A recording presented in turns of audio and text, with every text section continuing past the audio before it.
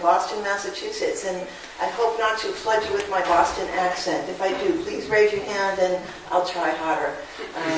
So anyway, I've been in the field quite some time now. In fact, I started studying space weather in the late 1990s, really just when it became a science. Prior to that, space weather existed. Nobody cared about it because it didn't really affect any of our modern technologies. But of course, with the launch of many satellites, which we currently use for our current technologies, it became important. So anyway, tonight I'm going to talk about one of my favorite topics, and that's space weather. And if you look at this figure right up here, you can see the whole thing in one figure. Here's emissions from the sun that are going to travel through interstellar space. It's going to affect this technology, and ultimately it's going to affect human life on Earth. So if I've bored you already, you can leave. That's the whole story. I won't let you go that quickly now. So anyway, just a diagram here to explain what space weather really is. It describes the conditions and events on the sun, in the solar wind, in near-Earth space, and in our upper atmosphere that can affect spaceborne and ground-based technological systems. And through these, they'll affect society. Space weather has been happening, as I mentioned, since really the beginning of time. Since there was a sun and there was an Earth, space weather, there have always been solar events. There have always been solar flares, coronal mass ejections, and geomagnetic storms. But it's only since the last decade, really, the 20th century, really in the mid-1990s, that it became a problem. Why? Because we need those satellites. We depend on satellite infrastructure. And now, when we get these emissions from the sun, they affect those signals. So all of a sudden it became a science. And that's when I met Leon. Right? Because space weather is an international problem. It's not an American problem. It's not a South African problem. It's an international problem. So these are some of the technologies that are affected by space weather. Here we can see energetic electrons and solar flare protons that have come off the sun. Basically, they can damage spacecraft electronics. It can induce currents in the atmosphere, which is part of our upper atmosphere.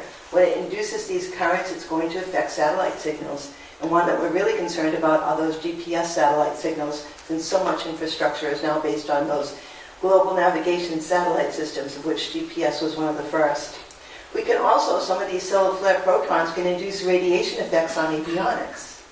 Okay, we'll talk about that a little bit. It would be very high-flying jets, airplanes flying over the poles. It can also affect, although not illustrated in this particular figure, but it can affect astronauts in the International Space Station. In fact, at one time, during storms in 2003, 2004, there was so much radiation in space, they had to send the astronauts into an aft cabin of the International Space Station. It's a radiation enclosure, basically protects them from that radiation. Also, what happens, these emissions from the sun can induce geomagnetically induced currents in the power system, so you can have power outages. It can induce effects in these submarine cables. It can induce telluric currents in pipelines, and just so many other things that really aren't even displayed on this figure. So with this increasing dependence now that we have on space-based infrastructure in our society, space weather is now important. It's important for everybody to know it, not just the scientists. I think everybody needs to understand what space weather is, so that someday, if there's a space weather event you need to be aware of, you know how to deal with it. So that's one of the reasons for public lectures like this, is to introduce the general public to space weather. And it's important for all of us to understand about space weather, but it's important for us scientists to plan, to define, to model, predict, and to mitigate these very large events. So here's a basic outline. I'm going to tell you a little bit about the sun, some interesting facts about the sun. Then I'll introduce these solar eruptive events that we are most concerned with. They include solar flares, coronal mass ejections, solar radio bursts, and geomagnetic storms. Then we'll focus on the effects on society, how that affects us, and I just told you much of that in the last slide. One thing I'm going to focus on a bit is global positioning system and its applications. GPS is one of the first global navigation satellite systems. There are others in development right now, and there are so many applications that we all depend on. Your cell phones are using it. Any kind of form of navigation you have is using it. Bank transfers use it. So just about everything you have. Wireless technology is very dependent on the GPS system. And then I'll tell a little bit an application I've had a chance to work on over the last 15 years ago, and that's civil aviation. Civil aviation systems have developed global augmentation systems and ground-based augmentation systems, and satellite-based augmentation systems, which are meant to be the future means of civil aviation. All depends on GPS satellites. And with that, now we have to worry about space weather for that too. I'll turn then to some of the international collaborations to forecast and mitigate space weather, and then we'll summarize. So here's some facts about the sun. Okay, we know that the sun is the center of our solar system, right here. It is pretty old, 4.6 billion years old. However, it's relatively young compared to the entire Milky Way galaxy. It is 93 miles away from where we stand right now, and that distance is known to scientists as 1 astronomical unit. We take the whole solar system together, the sun actually accounts for 99.8% of the entire mass of the solar system. The diameter of the sun is 864,000 miles. Compare that to the Earth, it's 109 times the size of the Earth's diameter. How long does it take for light to reach us from the sun? 8.3 light minutes from Earth. So anything that comes off the sun, the sunshine we feel when we go out in the morning, it's taken 8.3 minutes to get here. Basically, it's not a liquid, it's not a solid, it's a plasma. In fact, it's a hot ball of glowing gases, about 98% hydrogen, about almost 2% helium, and then some other gases as well, but very small amounts. Tons and tons of energy comes off the sun, and it would take 100 billion tons of dynamite every second to match the amount of energy that is provided by the sun. Very, very powerful, lots and lots of energy. But although that sun is powerful and it's central to life here on Earth, it actually provides, it takes care of not only people, but plants, the oceans, all depend on the sun. It's really rather just an ordinary star in the universe. Here's the galaxy, the Milky Way galaxy, and you can see here is Earth. It's just one of more than 200 billion stars in that galaxy, and it's some 25,000 light years from the galactic core. And if you look hard at this picture, if I could blow it up, you wouldn't even see our sun in this because it's not certainly as bright as many of the other stars in the galaxy. However, it's the one closest to us, and it provides us with sunlight 365 days a year, all day long, for how many years? Many, many, many years, of course. A few more facts about the sun, just so you get an appreciation for what I'm going to tell you in a little bit. There are 6 layers. There's the internal core. The solar interior really consists of the core, the radiative, and the convective zones. And then there's the visible surface, which includes the photosphere, the chromosphere, and the corona. The energy that's produced through fusion in the sun's core actually powers the sun and produces all the heat and the light that we receive on Earth. The process by which that energy escapes the sun, and this is what we're going to be worried about in some of these effects, is very complex, and it's basically based on some very complex magnetic fields that form around sunspots and then determine active regions. And that is going to be the onset of space weather. Not the daily sunshine we see, but these active regions are going to give us solar eruptive events that will cause space weather. Of course, what do we know? It's hot. It's hot, hot, hot. You don't want to go anywhere near this thing. The core of the sun is 27 million degrees Fahrenheit, 15 million degrees centigrade. The visible surface is a bit cooler. Still, you don't want to go there. 10,000 degrees Fahrenheit. And that's the visible surface here. But the corona is actually a lot hotter than the visible surface. It's hotter by 3.6 million degrees Fahrenheit. And that's a bit of a mystery. We don't know why that is. However, NASA has just launched the Parker Solar Probe. It is the first satellite that's going to get very, very close to the sun, enough to start to solve some of those mysteries of the corona. So the sun kind of waxes and wanes in its energetic product. The amount of magnetic flux that actually rises to the sun's surface varies in time in a cycle, basically called the solar cycle. The cycle is referred to as also the sunspot cycle. It's about every 11 years. So basically what we're looking here is a plot from 1700 to 2020, showing the 11-year cycle of the sunspots. The first sunspot was seen by Galileo in 1610, and over many years since then, we've continued to record sunspots all the time. And so this 11-year cycle is pretty well known. There's no mysteries about it. We're right here now. We're in 2019. We're pretty close to solar minimum. So I don't think we've seen any sunspots on the sun for a couple of weeks now. I think it's pretty quiet. What does that mean for space weather? Well, we don't seem to see quite as much low solar activity. However, we can still see some pretty big geomagnetic storms. In fact, the biggest storm that ever occurred that we are aware of is a Carrington event. It occurred in 1859, and it was close to solar minimum. And that was one of the biggest storms that's ever been recorded. So space weather, as I mentioned, begins at the sun. In fact, it begins on those sunspots. Those 11-year cycles, they all have sunspots. So here's a picture of some sunspots. Sunspots are actually cooler regions on the surface of the sun. but those cooler regions contain intense magnetic fields. Here's a close-up of a sunspot. They can be pretty big. Just for reference, here we have a picture here showing the Earth next to it, and it actually could fit in one of those sunspots. And some of those sunspots are even bigger than this one.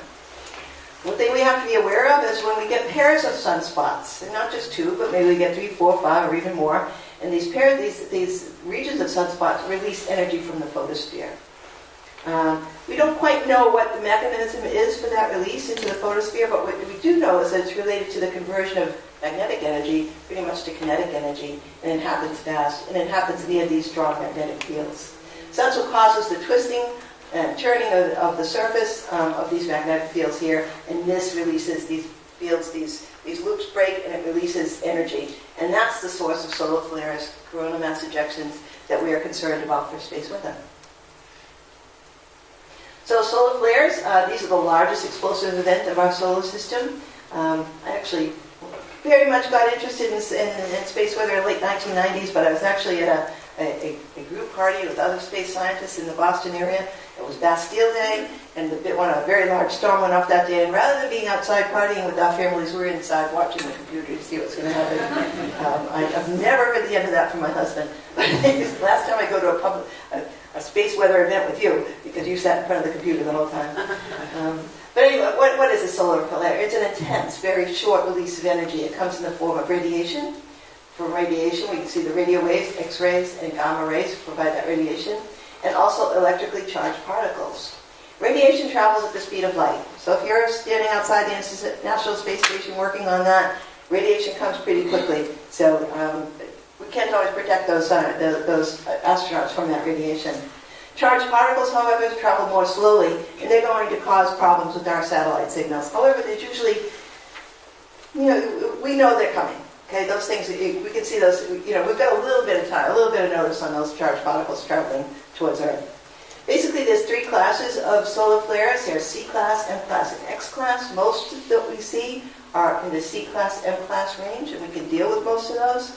However, if we get an X-class flare, things can happen. Things can happen pretty badly. In fact, we get bad response to M-class as well. Once again, in 2003, when I was an active space weather scientist, I think you were as well, Leanne, we saw the largest recorded flare in history. Nothing's beat it since. November 4th, 2003, here's a picture of it. This is from a SOMO satellite that NASA runs, and you can see it's a major burst. We haven't seen anything like it since. And there was a big response to it from the space weather community. What happens? Well, we also had some actual system impacts. Not only on November 4th, 2003, but we had impacts also in October 2003, and we had some other large storms. Didn't produce quite the flare that size, but smaller flares. So here's the flare once again over here. It's an extreme X-ray optical flare. X-class, X28, biggest one we've ever seen, perhaps the largest solar flare ever. But what happened? So we saw numerous satellite, aircraft, and ground anomalies. We saw the loss of the Japan Midori satellite, completely and totally gone. Out of orbit, burnt up the mechanisms in the satellite. We saw anomalies on 30 other satellites. We saw effects were felt on 2/3 of all the NASA satellites. The FAA issued its first ever passenger alert for radiation. They've never done it since, I don't think. They handle it in different ways, but we are aware of the radiation effects, which we'll talk a little bit more about.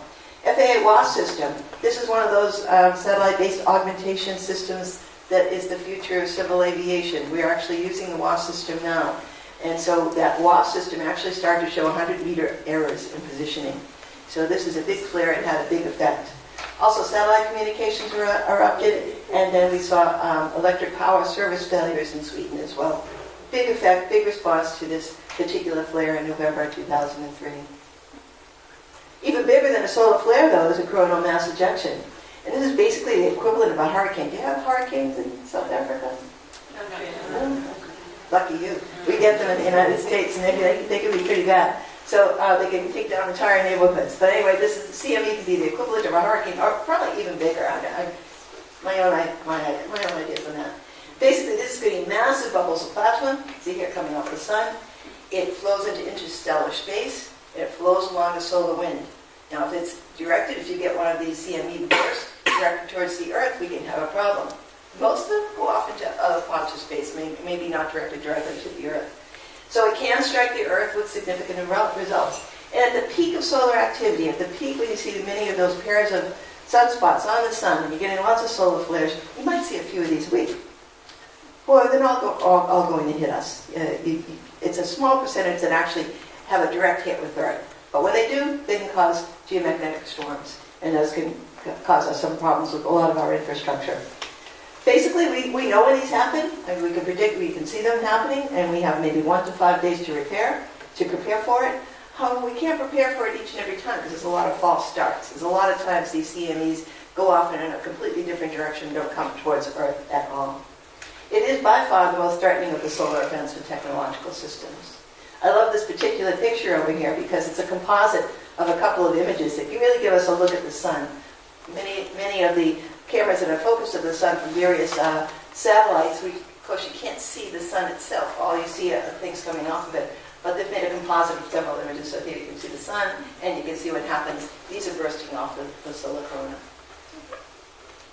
So this is a particular widespread CME that blasts, once again, billions of tons of material into space, and they move fast, millions of miles per hour. Here's a classic case of a magnetic storm. So if one of those CMEs does happen to hit in our direction, you get this burst from the sun. This is a NASA animation of what actually happens. There's the big burst coming off the sun. It's going to carry billions of tons of plasma into the solar wind. It's going to come towards Earth. This is our magnetic field. Luckily, the magnetic field deflects most of those particles and protects us. However, if it's strong enough, it can actually move to the anti-sunward side and re-enter our magnetic field where they reconnect. And basically, what we're going to see, we're going to see some aurora, for sure, some aurora, but we're also going to see, in addition to aurora, some effects on that all through in most of the world. It could degrade, as we mentioned, satellite instruments. It could introduce dangerous particles to electronics. It could disrupt satellite communications, disrupt our GNSS systems, and all the applications.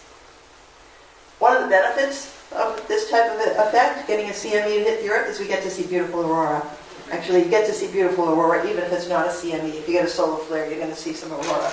I saw it once in October 2003 in Boston, believe it or not, in response to a very large geomagnetic storm. It didn't look like this, though. It was just pink. Because, of course, aurora responds to how powerful is the types of protons and electrons that collide with that magnetic field to see what's going to happen. So excited particles from the magnetosphere collide with particles in the Earth's upper atmosphere, and basically it excites them and it will emit light. It usually appears at very high latitude, 60 to 80 degrees, and then it can expand quaterward under very intense conditions. And basically it's the only visible sign that the Earth's magnetosphere has been disturbed. You see aurora in South Africa. I think you can sometimes, right?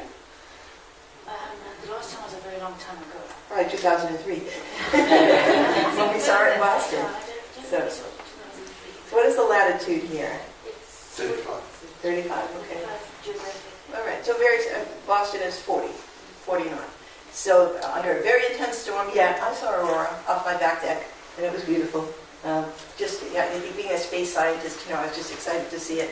Once again, my husband was not impressed. It was 2 in the morning. Are you kidding me? But anyway, you're a scientist, no matter what time of day it is. And I really enjoyed seeing the aurora. Space weather effects. Let's talk about some of these effects that we're very, very concerned about. First is radiation hazards, and it's primarily a problem at very high altitudes. Here's just a picture of certainly an astronaut on the space station. Look at this figure down here. Basically, this is the dose rate of radiation in microsieverts per hour, and this is how you measure radiation exposure. And this is the altitude from 0 to 60,000 feet. Most commercial airlines fly between 30 and 40,000 feet. Okay, so you get increasing dose rates the higher you go up in altitude. Basically, this is what it's telling you. If there's a major magnetic storm and you're flying, not over the poles, but anywhere, you could be exposed to radiation. Not so much. Maybe about what you would get for a chest x-ray. Okay, so it's not all that big an exposure to radiation, but there's a possibility. Once again, these huge magnetic storms that can do that maybe happen 2 or 3 times at the peak of the solar cycle, so it's not every time you fly somewhere. But who needs to be warned? Who needs to be aware? Certainly astronauts, because radiation travels at the speed of light. So if they're outside the space station, doing some work on it, they could be exposed to radiation. And these suits do give them some protection, but not a whole lot of protection from radiation. It does protect them from EUV lights and UV lights, but not radiation so much. Now think about space travel. All I hear about is space travel. I'm not going to sign up, but there's a lot of people signing up to be launched out into space. I'm not sure they've done anything about this radiation thing to protect those guys, so I don't know that I'd do it just quite yet. High-flying jets. Of course, there's business jets that fly at higher altitudes than commercial airlines, and I think they certainly, you can see, they're going to be exposed to a bit more radiation than you would in a commercial airline.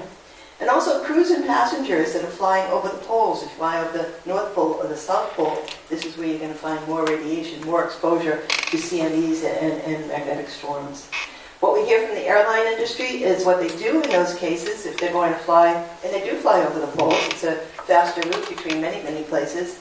If they know one of these geomagnetic storms is coming, or have a feeling it's coming, they have to redirect those flights. They redirect them so that not flying over the poles, and certainly flying at a lower altitude. But what I hear from them is this is very costly. They don't like to do this. It costs them at least $100,000 per flight to reroute it. So another space weather effect is, the effects on our satellite infrastructure. Okay, we've invested billions of dollars in satellites because this is guiding our current technology. And the problems are that energetic ions can damage the solar panels on our satellites. The energized plasma can cause electrical charges that can damage the electronics. A lot of these electrons get caught in something called the Van Allen belt, and that's where many of the satellites are, so it continually gets bombarded with these ions. And it can increase satellite drag. Satellite drag is exactly what it sounds like. It slows down the satellite, and it can't send it off its orbit if the drag is too great. So it increases satellite drag. In the U.S., the economic value of the satellite enterprise is $100 billion. I don't know what it is around the world, but that's a pretty big number. I'm sure it is. All countries have satellite infrastructure, and it's very, very expensive. You don't want to lose those. What happens as a result when these things happen? Well, more than 1,500 satellites slowed down, had satellite drag during that March 1989 event. There was one in 1989 that was pretty big. 2 satellites shut down in 1994 in response to a geomagnetic storm.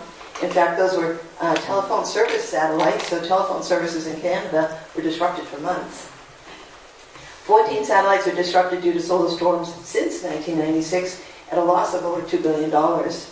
And that storm, the 2003 period that I was telling you about, 2 satellites were severely damaged during that period. In fact, over here we're looking at the Telstar 401, stopped operating on January 1997, a different time, after CME struck the Earth's magnetosphere. Okay, another space weather effect is electric grids. We depend on our power. We expect it to be there all the time. You turn that light on, you want to make sure it's running. You want to make sure that all of your services are running. Changes in our magnetic field, however, can affect that, particularly in response to a geomagnetic storm. These changes in our magnetic field can produce surges in power transformers. That's a movie. It didn't come on. No. Okay, this is a nice movie. I'm going to play for you.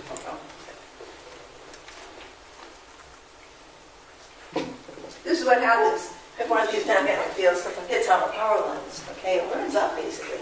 In fact, in 1989, this figure right up here, March 13th, 1989, there was a transformer failure. It's right here, basically melted at Hydro-Quebec, and 6 million people lost power for more than 9 hours.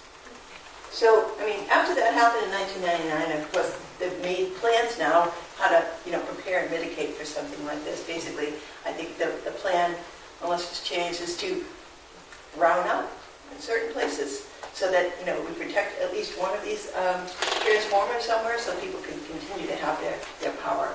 But this one caught by surprise. This is 1989. Didn't know this was going to happen. So it happened. So you have to watch out for those electric grids. And this is a big effect on society, a big effect from space weather. Also, HF communication. I don't think I've talked much about the ionosphere, but the ionosphere is part of our upper atmosphere, and all satellite signals are affected by the ionosphere. So on ground-based frequencies, really a radio signal from the ground, if it's lower than 30 megahertz or so, it bounces up into our atmosphere, and the ionosphere reflects it back to the ground, allowing that's long-distance communication.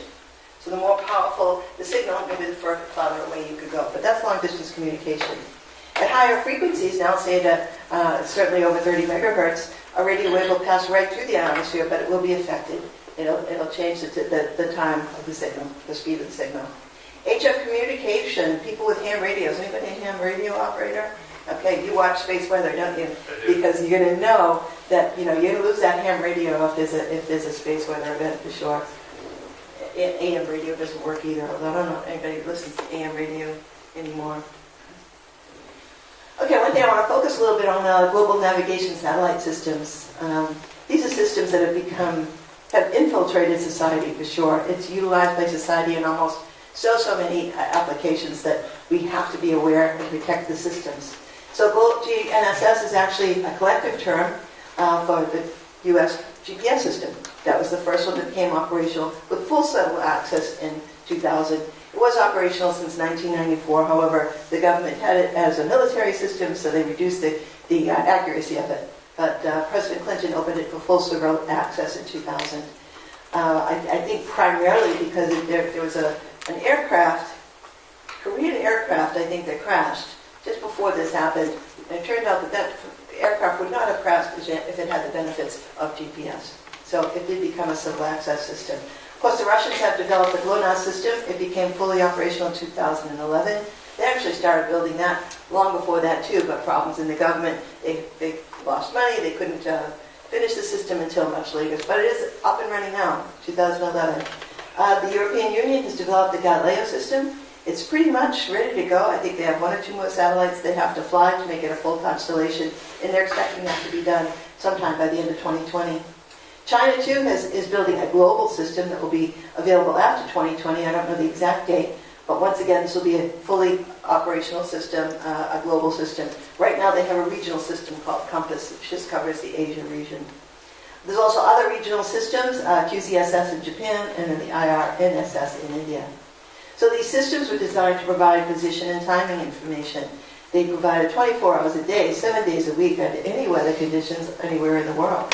It's primarily a navigation system. If you think back to many years ago, the early navigators used to navigate the open seas just by looking at the stars.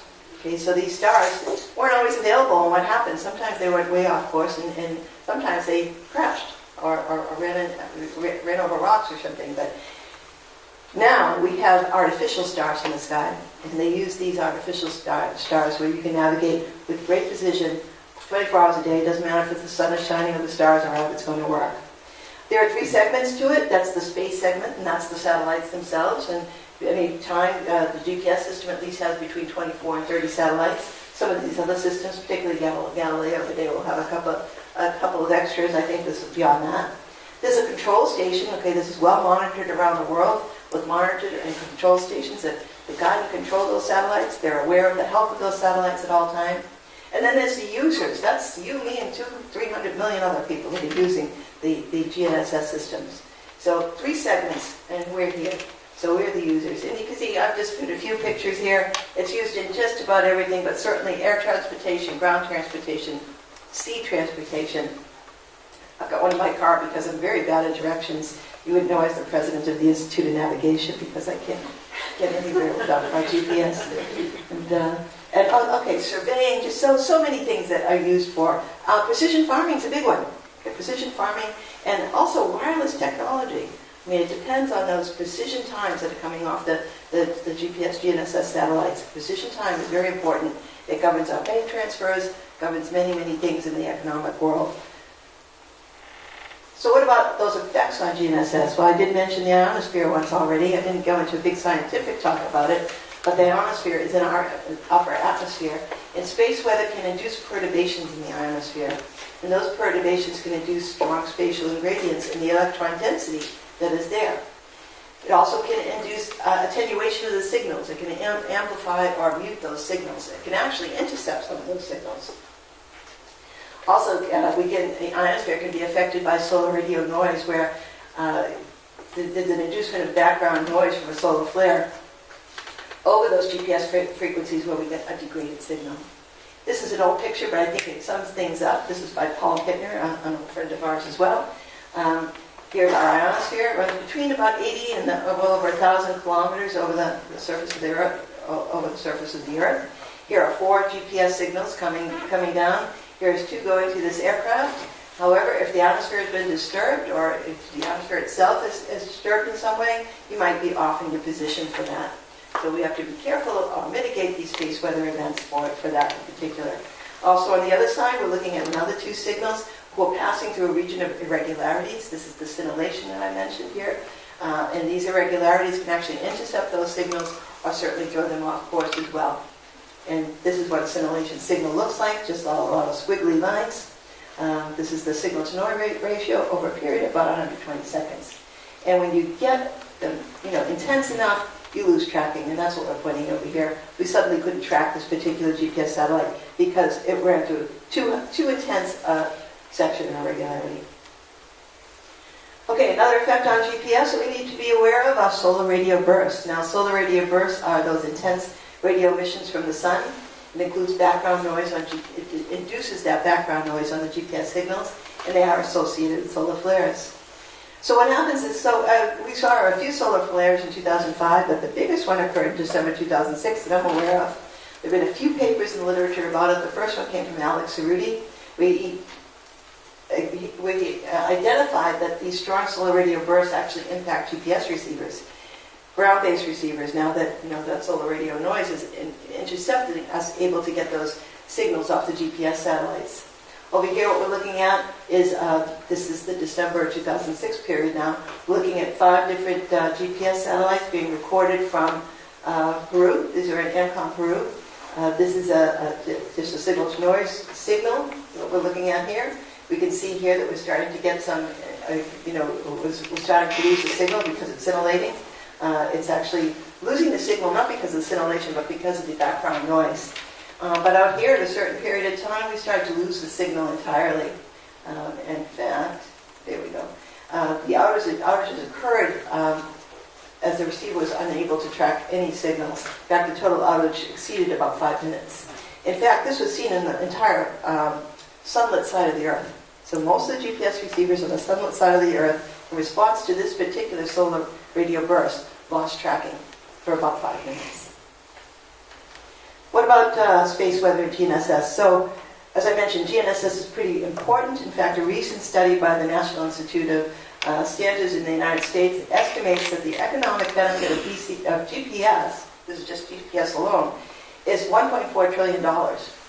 Here's a map here. It starts in about 2000, goes up to the current day, up to 2017. And most of that economic impact, that economic benefit, actually happened around 2010. And that's when many new technologies were developed. In fact, new technologies are being developed every day using the GNSS system. I show this picture here because this is the Falcon 9 SpaceX launch of the new GPS-3 satellites that were just launched in December 2018. I point this out because GPS has been modernizing over the years, and finally it is modernized to the point where they've added more civil frequencies to make it stronger, to make it better for us. And all these signals are also stronger to counter electronic jamming, because there are some nefarious people out there who try to jam these GPS satellites. So these new satellites, these new GPS satellites, the birds that are going out now, are going to have a little bit more mitigation and protection from nefarious activity. The study went on. Okay, there's another study here that says that what would happen if there was a GPS outage? What would it cost? This study says it's $1 billion a day. It doesn't matter what it's from. Is it a space weather event, or is it that nefarious activity? Whatever causes it, doesn't matter. But if we lost GPS, we couldn't use it, it would be $1 billion a day. And a lot of that activity comes, believe it or not, from wireless technology. It is everywhere. It's permeated every part of society. It's very, very expensive, and they depend on the extremely accurate timing, the accurate time that comes off of GPS satellites. Okay, so there's many other applications that I haven't talked about. I am going to focus a bit on the civil aviation applications. But for one, let's see. So wireless technology is a big application. Cell phones. We all have a cell phone. It's all, there have been periods where people have lost their cell phone activity due to a large geomagnetic storm. Pipelines, geographic exploration, surveying, cables of any kind can be affected by space weather activity. There's surveillance systems that are dependent on GPS. Banking, remote sensing, emergency location systems, natural resource monitoring. It goes on and on and on. And each day, you continue to hear about new applications utilizing this great technology. One thing I've had the opportunity to work on over the last several years is the aviation augmentation systems. The FAA, Department of Transportation, brought me in as a contractor to guide them along on what the ionosphere was going to do to them, what space weather would do to some of these systems. There's basically two types, satellite-based augmentation systems and ground-based augmentation systems. This figure here is illustrating the reason this is happening, and that's because the demand for air travel is growing intensely every day. More and more people are flying, they're going to different places, and so they needed a better, a more reliable civil aviation system. Many of the major airports around the world have ILS and other ground-based radars to guide planes into their airports. However, they don't exist on every runway end. They don't exist at every airport. And a system such as this could be used just about around the world all the time, providing a much safer system. So here's an introduction to these systems. It is basically built as an augmentation to the basic GPS signals, and it augments it with more information to improve the accuracy, continuous availability, and the integrity. What do I mean by integrity? How truthful are those measurements that you're getting? Do we have an error bar on that? GPS alone doesn't, but these augmentation systems do. So here's the satellite-based augmentation system developed by the Federal Aviation Administration. It is a wide area or regional system. It covers all of North America for the most part. Here's the ground-based augmentation system. Basically, you place these at an airport by itself. It can cover maybe about 30 miles around that airport. They're all based on ground-based infrastructure to take all of those satellite signals, communicate with each other, and then provide corrections to the user. The thing about both of these systems is they provide precision and non-precision approach. WASP can bring an aircraft down to 200 feet above a runway, much like the ILS systems do today. And for GBAS, it can bring it even closer than that. It's also available for all aircraft in all phases of flight, not just for all the major airlines. If you're flying a private Cessna, you can benefit from this type of technology. So it does provide important roles in aviation safety to ensure accuracy, availability, and integrity of that navigation information. It does it by broadcasting information to the user. Primarily, it's satellite corrections, it's position corrections. But from what we know, they're correcting for the ionosphere, because that ionosphere has been affected by not only the ionosphere itself, but if there's a space weather event, it has even more gradients and such that come to the ionosphere that these systems have to deal with. Coronal mass ejections and geomagnetic storms, things we talk about for space weather, they can induce great gradients in the ionosphere. What that will do to a system like this is limit availability of the system. I won't say the system doesn't work and provides wrong information. That's the whole point of integrity. It will tell the user, okay, there's something going on over here. Don't use the system right now because the accuracy of it is just not high enough to use it. It works quite well. So the WASP system is really just the first of many SPAS systems. There's others around the world, and I'll talk a little bit about that in a later slide. So just an example of what kind of gradients that a CME or a geomagnetic storm can induce on the ionosphere that these systems depend on. Over here is a quiet period. The error bar is over here, and this is in meters. So we're looking at very small number of range error over the entire beginning of the WASP system. It really only covered the central United States, the lower 48 as we call it.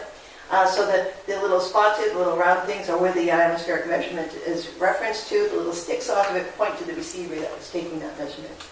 This is that October 23rd, 2003 storm. Look at the gradient we've got. Actually, we now see a difference of about 30 meters over just a couple of degrees in latitude and longitude. No system can handle this, because what the WASP system does is it collects the measurements from all over those ground-based receivers, puts it into several algorithms that then generate back to the user a grid of ionosphere corrections over a 5 by 5 degree grid. And certainly, this is, within a 5 by 5 degree grid.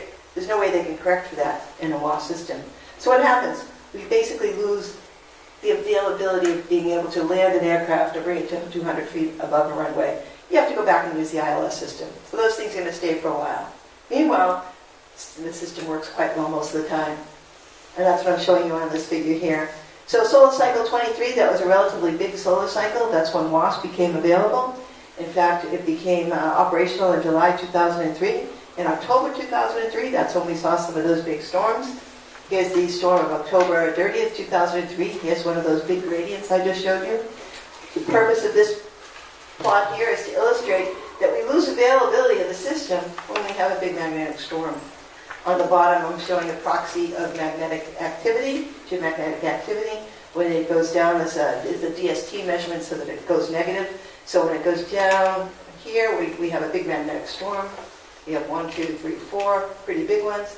During those times, you can see that we lost availability of the system almost to zero. In other words, the entire system was not unavailable for a period of time. In fact, for this one here, which was the second of the big storms then, we lost availability of the system for nearly 15 hours. So having worked with the FAA and the Department of Transportation through this, when this happened, of course, my phone rang. Said, well, you didn't tell us this could happen. I didn't know. But the good thing is the FAA, it worked. Okay, the system did exactly what it was supposed to do. It detected anomalies in the ionosphere, said we can't correct for this on a 5 by 5 degree grid, don't use the system. They didn't use the system. Since then, okay, so this was the first couple of years of WASP. Since then, they've tightened up the system, they've improved the algorithms, they've laid out even more ground-based receivers, and things have gotten better. So we're waiting for the next solar cycle to see what's going to happen in this past solar cycle.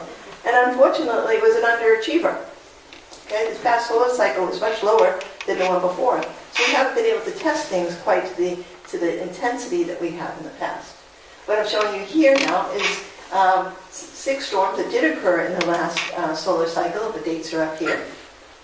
This is the undisturbed period, so you can see that when it's red, we have 99% availability of using the system over the entire coverage region, and it's Alaska, much of Canada, the United States, just going into the tip of Mexico, really, although we don't really cover Mexico at the moment. And then here are some storms. When it turns from red to orange, the yellow to blue, okay, we don't always have that level of availability. So yeah, we had some storms, we lost some availability, but we never lost all of the main coverage area, which was central United States. We did lose parts of Canada and Alaska, but it's much higher latitude. And that's where you're going to see certainly greater effects to solar flares, CMEs, and geomagnetic storms. So yeah, we did have some response, but nothing like what we had seen in 2003. And I just show you this other figure. This is much like the one I just showed you. This is now, I've just got a different proxy for magnetic activity. I'm using here DST here, and also KP. This is where the big storms are. This is where we lost availability. We never lost, certainly, 100% availability. The worst one, at least in this time period, we show here that we got down to about 40% during one storm. But nothing like what we had seen in the prior solar cycle. So, this solar cycle 24, this is what we just, here are 3 solar cycles. This is 22, 23, and 24. As you can see, as I mentioned, this one's been an underachiever. We are here right now, right down the bottom. Basically no sunspots. We're at the bottom of the solar cycle. I don't see it going up just yet. We may stay here for a little while. WASP became operational in July 2003, just past the peak of solar cycle 23. And that's when we see a lot of storms. It's just past the peak of the solar cycle. And as I showed you, it was met with significant challenges from the storms in 2003 and 2004. Solar cycle 24, the one we just had, is the lowest in really over 100 years. Here's solar cycle 24. The only one that was as low as that occurred in 1906. And this last one, it really peaked in peaked in April 2014 with this sunspot number. And as you just look across here, it's a very low solar cycle. So what happens during these solar cycles? Well, we saw that certainly solar cycle 24 was kinder to a technology I work on, and that's the wide area augmentation system. But just know that solar storms can happen anytime. They certainly happen more frequently just past the peak of the solar peak, just past the peak of a solar cycle, but we do get them at in low solar activity periods too, near solar minimum. In fact, 1859, the Carrington storm happened at fairly low solar activity. Okay, I mentioned the system I worked on is WASP. However, WASP is going worldwide, not WASP, but satellite-based augmentation systems or ground-based augmentation systems. ICAO, which is the International Civil Authority for Aviation, has committed to moving all civil aviation systems to satellite-based aviation systems. So WASP is here. WASP was the first one. EGNOS is up and running in Europe. Gaghan is running in India. MSAS is running in Japan. The MSAS and Gagana is not for precision approach. This non-precision approach primarily because they live in something called the equatorial anomaly. We live up here in the mid-latitudes. You live in the mid-latitudes as well. So your ionosphere isn't quite as challenging as what we see in the equatorial regions. But there are other systems that are under development or certainly under discussion. In fact, I think there's one under discussion for Africa. I don't know what the details of that are. Perhaps you're involved in that. But yeah, there's something coming up for, certainly in Russia, over, there will be the Beidou system. There will be an SBA system there as well. Something over South America. I've worked on a couple of ground-based augmentation systems for South America. Rio de Janeiro, in fact, which sits right under the magnetic anomaly region. Very hard to do there because they get those gradients I showed you in response to those magnetic storms. You see those tight gradients? They get them almost every night. They get them almost every night in response to bubbles. And come back another time, I'll tell you about the bubbles and the simulation.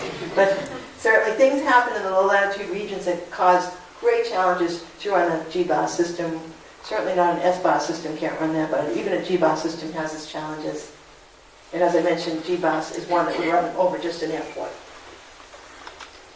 So, as I mentioned, yes, Solar Cycle 24 was somewhat of an underachiever. However, we missed one. There was a big storm that occurred in July 2012. It narrowly missed Earth. In fact, it was a huge CME. This is it. It left the sun at 3,000 kilometers a second. Very often, like these CMEs leave the sun and they head off into interstellar space. It depends on, where in the sun that emitted and where the Earth happens to be at that point in time in its orbit. Very often, if we're a direct hit, it's going to hit us. Luckily, we're a week away from being in that direct hit. So a week earlier, we would have been hit with this storm. I mentioned the 1859 Carrington event, or perhaps I didn't, I don't know, but it was the largest storm in history. It did hit Earth directly. It sparked northern lights as far south as Tahiti. As I mentioned, these are usually a high latitude event. It caused telegraph lines to spark setting fire to telegraph offices. A similar storm today would be more catastrophic. Of course, that happened the day after they put the fires out and we're all back to normal. It wasn't such a big deal because we weren't dependent on satellite infrastructure. Our technology did not depend on what came off the sun. It does today. This is just a picture of a model related to this Carrington event, illustrating that here was Earth, here was the CME, but had it been turned off just by a week, we would have had a direct hit with this Carrington event. So there are international plans in effect to mitigate and prepare for space weather. This is the United States National Space Weather Strategy Plan, but there are other plans around the world. The motivation was that we have this big reliance now on advanced technology that's vulnerable to space weather, and we need new awareness of not only the space weather, but its potential effects. I actually got to go to a meeting at the White House when they released this plan, and that was quite exciting. President Obama was a dear. And so you can see there's been various versions of this space weather strategy plan that's been released between 2014 and 2015. One thing I just highlighted here is that it does articulate to increase international cooperation. That's very, very important. Space weather is not an American problem, it's everybody's problem. So many, many opportunities around the world to work internationally, for us to work with SANSA and other agencies and universities around the world. This is what we need to do to be able to prepare and mitigate these things. More recently, in March 2019, National Space Weather Strategy updated its plan. It generated the Space Weather Operations, Research, and Mitigation Working Group, SWARM. Can you find SWARM? Personally, at least, right? Yeah. I think so, because you're here. So ISIS has been formed. This is the International Space Environment Service, of which SANSA is involved. There are 19 countries involved, in fact. And it's a collaborative network of space weather service providing organizations around the globe. And the mission is to improve, coordinate, deliver operational space weather services. And as you walk in the front door here at SANSA, you can see their operations are working up and running, I guess, 24 hours a day. Not yet. Okay. I'll come here and help you. So there are 16 regional warning centers, 4 associate warning centers, and a collaborative expert center. And here you can see there's a picture of one of the researchers here operating this system here for SANSA. So in summary, we learned about the sun, we discussed the disruptive solar events, I talked about the space weather effects on society. Many of them we need to be aware of. We talked about GNSS. Okay, we need to be aware of what's happening to our infrastructure. All around the world, we're investing into the capabilities and applications using GNSS. So we need to be aware of what's happening to that system and be ready to model and mitigate and forecast it. I talked more about something I've been involved in over the last few years, and that's the development of civil aviation systems, particularly the satellite-based augmentation systems, and showed you that it can be affected by strong gradients that are induced by space weather events. I warned you about this Carrington event, that we missed it. Thank goodness we missed it. We're not quite ready for it, okay? We would have been fine, but we're not quite ready for it. Other than that, solar activity is low, but space weather can happen at any time, okay? It's rare to have a big event during low solar activity, but it can happen. And of course, we have international government level efforts that are in place for forecasting and mitigating space weather. And thanks for your attention. This is my name, and you can find me at any time. I'd love to talk to you. And I give credit to the FAA because they supported much of my work.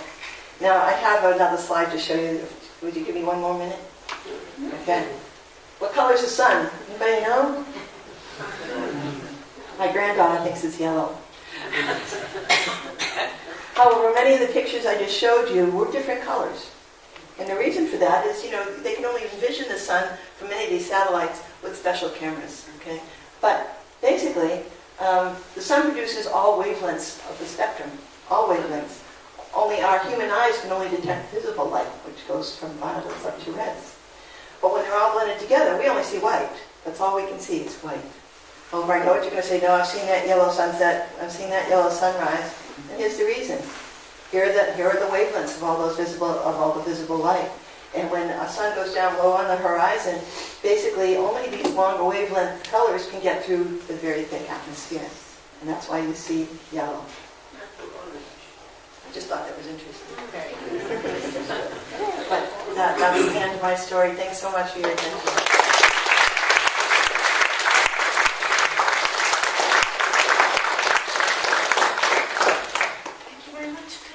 I'm sure there's time for some questions. Yes? Why does Australia not have a waste system? You showed all the whole Earth with all the different systems. Australia is completely... The S-class systems, okay, they're working on one.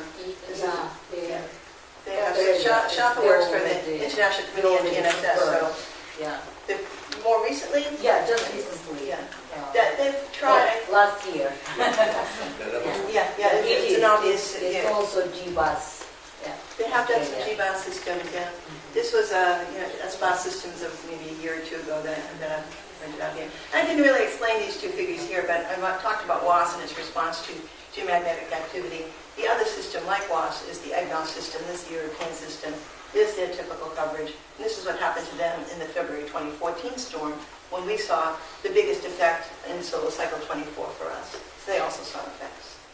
But yeah, I think, ICAO certainly is pushing for satellite-based navigation systems around the world, and I'm glad to hear that Australia, where else more recently has I think they are the only ones now. Okay, yeah. I know they were working on GBOS for a long time. Yep.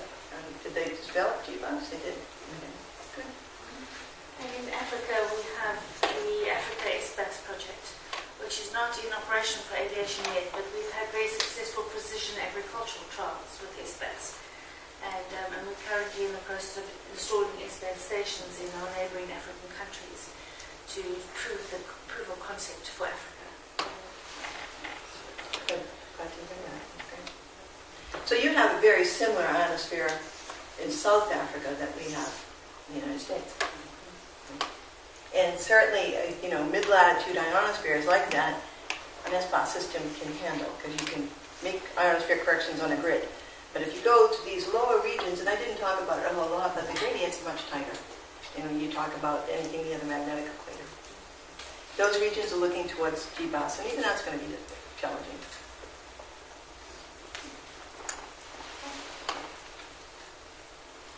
This question.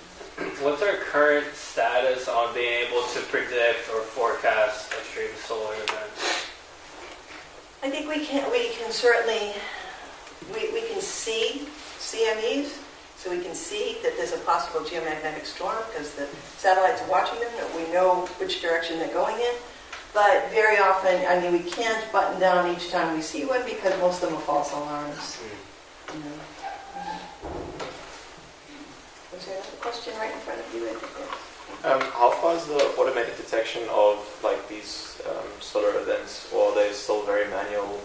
Because there's a lot of, I should have included another slide here showing you all the satellite infrastructure that's out there observing them. NASA and other countries have many satellites that are out there observing the sun from all different angles.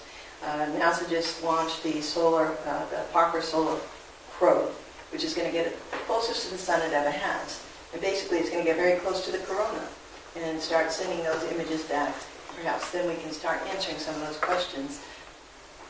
From a scientific point of view, why? Why is this happening? But from also improving some prediction forecasting. There's a lot of modeling that's going on for solar events as well. It's still developing science though, so some of you students sitting here, follow us. We certainly need more expertise. Certainly haven't solved these problems just yet. Yes?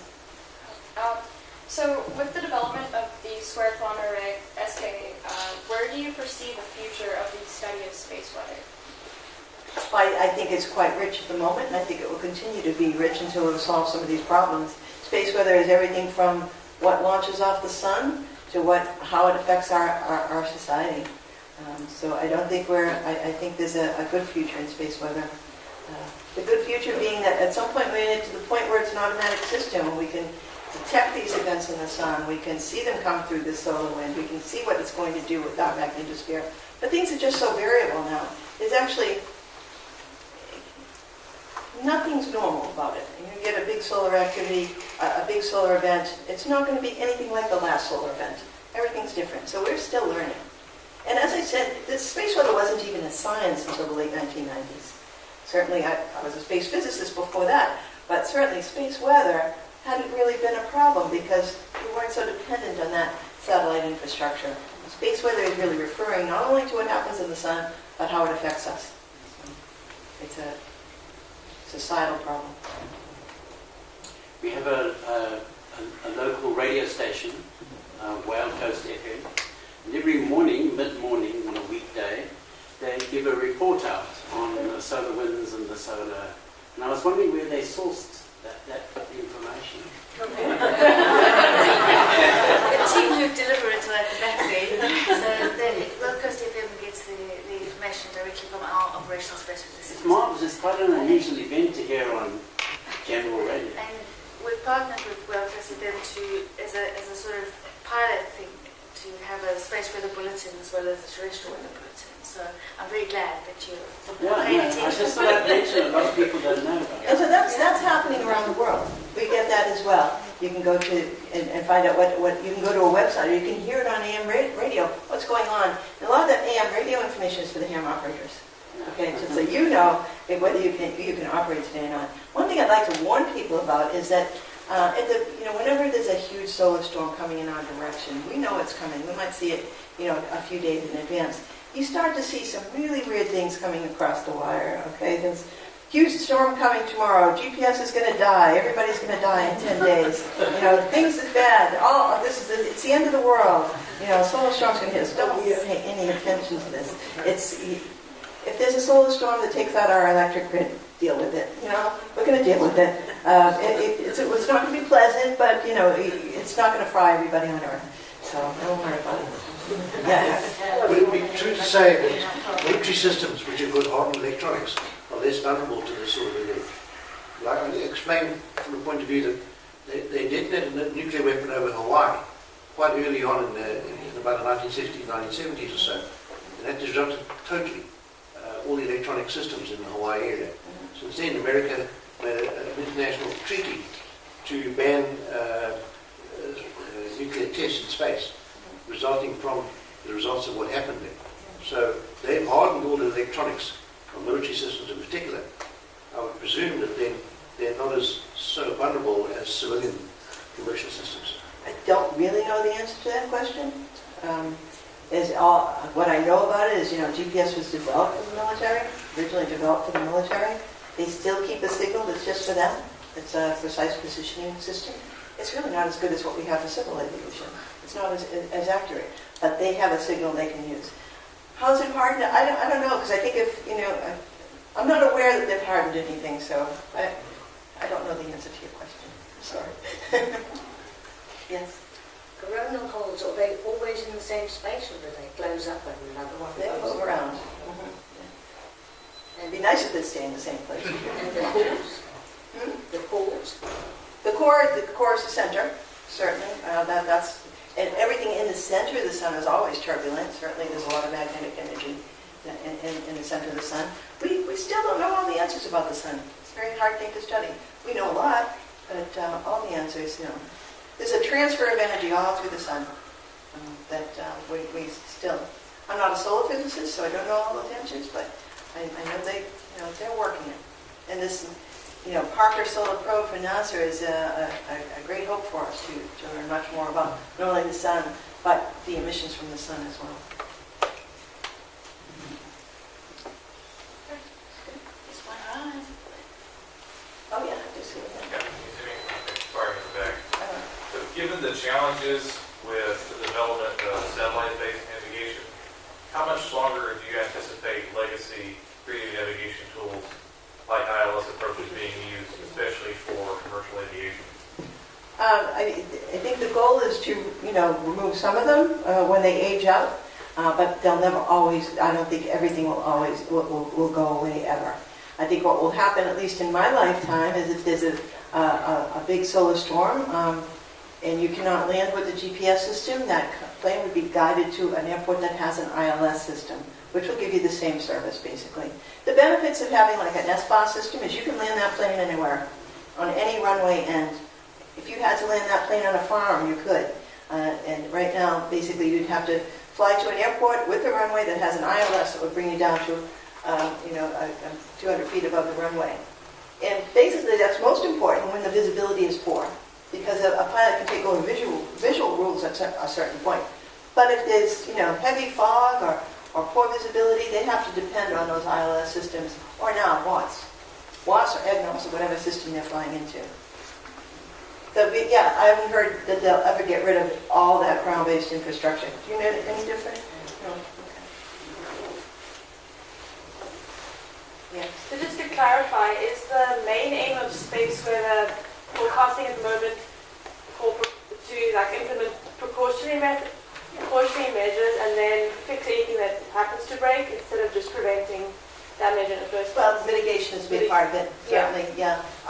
Yeah, absolutely. I mean, they're strengthening whatever they can strengthen so that it doesn't break in the first place. Yes. But we need to forecast when something might be heading in our direction, and then be able to prepare for the worst. I mean, we prepare for electric grid outage by making sure you unplug one of them so that one's not going to work during the storm, but the others will work. And then if we do happen to lose something, people aren't going to lose their power for great lengths of time. And then, but ultimately, the mitigation, prevention, would be the best. Yeah. Prevention, of course, is the best. Yes. I had heard some time back that some countries, such as South Africa, with very long grids, power grids, I'm thinking about power lines and grids that stretch over the entire country, ourselves in the US, would often only feel effects months later from one of these solar events. Is that right? Does that make sense? I don't know. We've seen studies where long-distance pipelines, the damage is accumulative over time. So you may not, the solar storm happens today, your transformer gets wear and tear, it gets hit by it really hard, but it still operates. And then the next time there's an event, it wipes it out. So there has been some studies that have shown that the impact, there's no direct, you cannot say, now there's a solar storm and immediately you've lost your transformer, that there is some accumulative damage. That makes sense. Yeah. And I think that was the case in 2003. We also had a damage to a South African transformer that was eventually tied to a space weather event. Also, South Africa's last satellite, Mandela-sat, that was launched in 2009. We lost data from it in 2011, and the reason was a solar storm event, and we actually have data now to prove that that's why we lost comms with our satellite in 2011. So there's lots of, we're gathering more and more evidence now because we also know now what to look for as well. We do, yeah. Yeah, We we're certainly learning. know a lot more than we did even a year ago.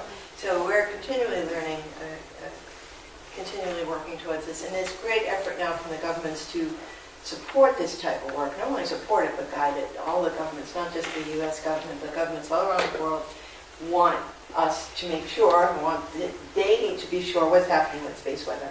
Because they've invested. I mean, and you know, they have to protect society. So we're using those satellites, we need to protect them as well as we can. Are they able to repair from Earth the damage to satellites in space from Yes. these current investigations, or do they have to scrap it and go to the new one? Depends on how bad it is. If it's gone off orbit, it's gone. Okay, but no, there are opportunities to repair from the International Space Station. I think it's very difficult. I think it's very expensive. It depends on how much are they losing. Is it worth it to them to fix it? Those ones that we lost, I don't think they've gone after them. So. If they know about space weather events, and that's the thing with space weather, is that we can't stop it from happening, we can't even control it, but if we know about it, we can mitigate against it. So with satellites, we can often shut down systems remotely, which you can then restart again.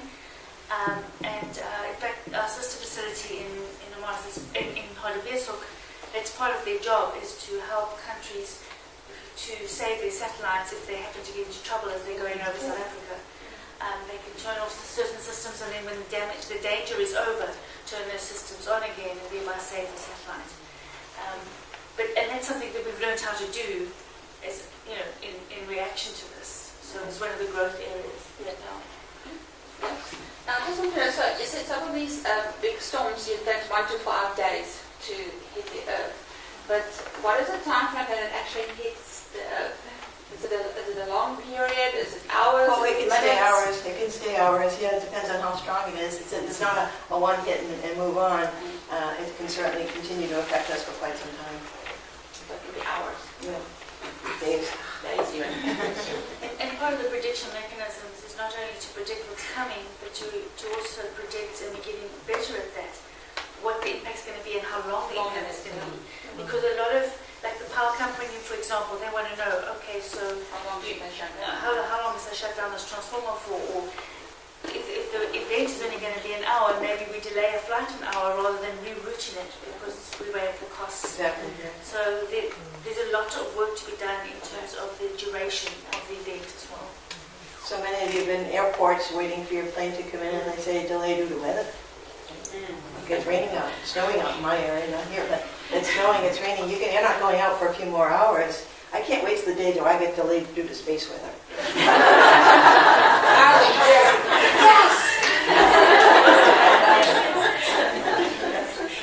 You showed us the GPS system, which is the American. You've also got GLONASS, which is a Russian. You've also got the European one.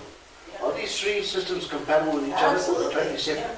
Absolutely. That was a mission primarily from the ICG. This is Shapa Gadamova, a friend of mine from the United Nations, and she runs the international. She's an executive director of the International Committee of GNSS. So they've been working very hard on having all these systems not only compatible, but open discussions about them, so that they do have some common signals. And they can certainly you should be able to use. There are now receivers that I can use not just for GPS, but will also pick up Galileo, pick up GLONASS, that will pick up the Chinese system as well. And that's what we've done now. The new systems that we're buying for installing in Africa for our space weather project. We've gone after systems that can monitor all of the satellite networks, the GNSS network. So we're not restricted to one constellation. I think Diane, you have a question? Yes, sorry. Everything we've talked about has been to do with events on the sun and impacts on Earth. But when you looked at that kind of very early slide, how minuscule we are, and do any of the other events in the Milky Way affect our space weather? I don't know. I don't know either. But space weather affects other planets, certainly. You know, that's going to hit those other planets. Nobody living there, they don't care. But certainly there are space weather that hits the other planets. I don't know about the Milky Way. I don't think we've gotten that far.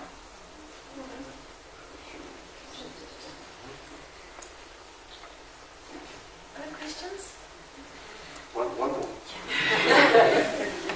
I know that the Americans switch off the one part of the GPS when they have a war, like Afghanistan or something like that. And so it degrades the signal for the commercial users so they can maintain the accuracy for their bombs and stuff. No. Okay, now that's exactly what happens. No, you say No, you say no. They play with the signal accuracy so that their military stuff is not compromised, but the civilian stuff is. So they have their own signal. Yeah. The military has its own signal on the GPS, which nobody else can have. I can't have it. I've never seen it. It takes a special receiver for it, and that's what they would operate with. Since 2000, they do not degrade the civil signals. Why? Well, you'd see why. We're all dependent on those signals now, so they couldn't dare do anything to those signals. And the expert's sitting over here. Okay, she's the ICG person, and she's waving to me. No, it doesn't happen. So they have their own signal they use for military purposes. Nobody knows about it. I don't know anything about it, except that I know what the books tell us about it. But sure, that's what they use if there's a war going on. But they may have other things as well. I don't know. And Galileo is only for civilian. Yes, Galileo's just They civil. don't have Yeah. it. Just civil. Yeah, I don't think any of the others have a military signal to them. GLONASS. GLONASS, of course, yes. GLONASS and GPS. Well, thank you so much. I've enjoyed tonight. This has been great. It gives me a chance to talk about one of my favorite topics, and to meet so many of you. Leanna's right. I've never been here before. You've been to Boston a few times, but it's very nice to be here. Hermanus is beautiful. I'm enjoying my time here. Thank you so much.